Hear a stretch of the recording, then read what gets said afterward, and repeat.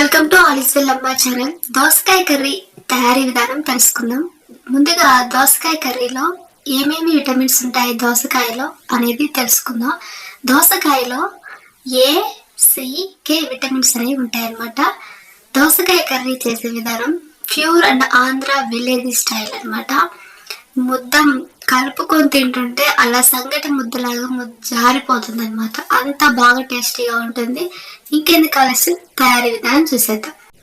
కొంచెం తాలింపుకి తగినంతగా నూనె వేసేసుకొని తాలింపు గింజలు, కరివేపాకు, ఒక ఎండుమిర్చి, తాలింపు వేడెక్కిన తర్వాత మనం కట్ చేసి పెట్టుకున్న రెండు ఉల్లిగడ్డ ముక్కల్ని యాడ్ చేయండి. అవి కొంచెం మగ్గిపోయిన తర్వాత నూనెలో 2 టమాటా ముక్కల్ని కట్ చేసి పెట్టుకున్న 2 టమాటా ముక్కల్ని యాడ్ చేయండి. దాంతోపాటు ఒక దోసకాయ ముక్కల్ని కట్ చేసుకుని ఒక దోసకాయ ముక్కని యాడ్ చేయండి. అన్ని నూనెలో మగ్గిపోయిన తర్వాత కొంచెం లైట్గా తగినంత ఉప్పు, తగినంత కారం వేసి కొంచెం పసుపు వేసి తిప్పి నూనెలో కొంచెం మగ్గిపోయిన తర్వాత అంత దగ్గరగా అయిపోతుంది కర్రీ.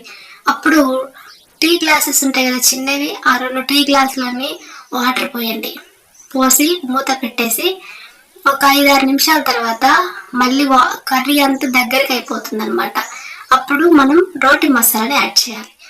మసాలాని యాడ్ చేసి ఒక 2 నిమిషాల పాటు మూత పెట్టేసి కాసేపు ఉంచితే కర్రీ రెడీ అయిపోతుంది.